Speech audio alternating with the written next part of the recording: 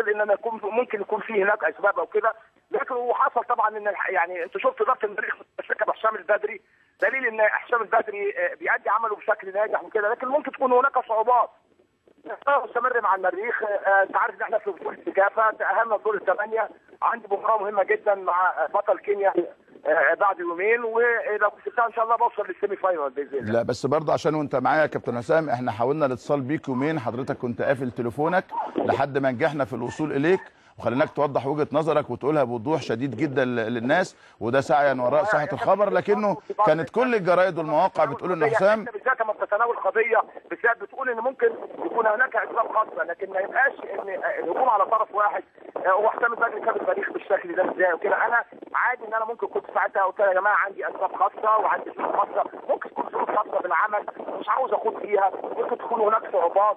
فانت بتسالني نفس السؤال ثاني يا كابتن، بقول لك انا موجود مع المريخ. انا اقول لك لو كان هناك صعوبات او هناك معوقات بتعوق عملي وبتعوق اي حاجه، يبقى انا لازم حتى الاعلام المصري يبقى فيه مسانده، مش يبقى فيه هجوم على حسام يا كابتن حسام. المسانده بدليل ان احنا بنسعى خلفك في كندا، في السودان، في تنزانيا، عشان نوضح الامور بالنسبه للناس يا كابتن حسام، ودي قمه المسانده وكل اخبارنا. ولما كنت حضرتك بتكسب المباريات بالكامل كنا سعداء جدا ان حسام البدري عامل انجاز يشبه الاعجاز في الدوري السوداني يا كابتن حسام، ومتابعين مع كل مباراه.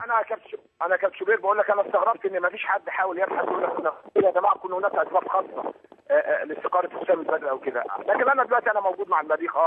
لو هناك صعوبات بحاول اتعامل معاها.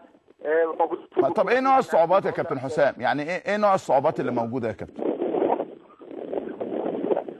كابتن حسام؟ اي عمل بيبقى فيه صعوبات يا كابتن شوبير. طبعا انت عارف الكوره بتختلف من مكان لمكان، بيبقى هناك بعض الصعوبات، هناك بعض المحاولات انت بتحاول طبعا بتضيف ليها او بتجدد فيها او كده. اذا كانت هناك بعض الصعوبات في امور بتتغير طبعا، في امور بتتحسن.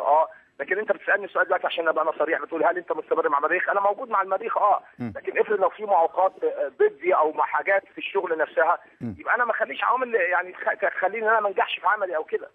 فبالتالي ممكن يبقى انا في بعض الاحيان بحترم الكلام اللي انا فيه، ما باخدش فيه الصعوبات ديت، بقول هناك اسباب خاصه بيا وخلاص. لكن البعض للاسف الاعلام المصري بيقول لك ان طلع لك عيب ان حسام البدري يمشي بالشكل ده، لكن ما فيش حد قال ممكن هناك اسباب خاصه بالعمل نفسها.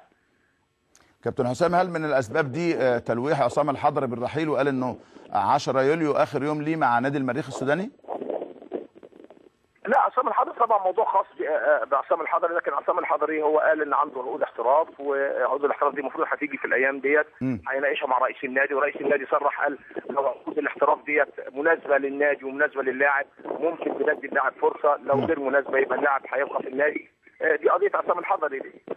لكن انا بالنسبه لي طبعا انا موجود في مكان لازم احقق ذاتي واحقق انجازات. الحمد لله يعني انا اعتقد ان حتى الاعلام اللي هو يعني الاعلام الغير موجه كله بيشهد. انا معايا مجموعه كبيره من الصحفيين بيشهد بالتغيير اللي حصل في المريخ، في اداء المريخ. الحمد لله احنا موجودين في بطوله سكافه يا كابتن شوبير. لو تشوف الكلام على اداء المريخ وكل المحللين الموجودين وكل الصحفيين الموجودين وكل حتى الناس الموجوده في تنزانيا هنا، بالرغم ان عندهم طبعا فرقتين كبار زي سيمبا وزي يانج، كله بيرشح المريخ. فدي اعتقد درجه كبيره من نجاح وصلنا لها الحمد لله. بحاول اضيف تاني ان شاء الله، لكن كل تركيزي في الفتره الحاليه باذن الله ان انا يعني اعدي المباراه اللي جايه باذن الله، لان بتوصلني الدور قبل النهائي. ممكن لو ان شاء الله عديت بقابل سيمبا، طبعا في جمهور كبير جدا هنا وكده، لكن ان شاء الله قدامنا فرصه كبيره باذن الله ان احنا نوصل للنهائي باذن الله. هل عامل حسابك على حارس بديل في حاله رحيل الحضري؟ انا عندي طبعا في محمد كمال وعندي ياسين، لكن اتمنى ان الحضري يستمر ان شاء الله.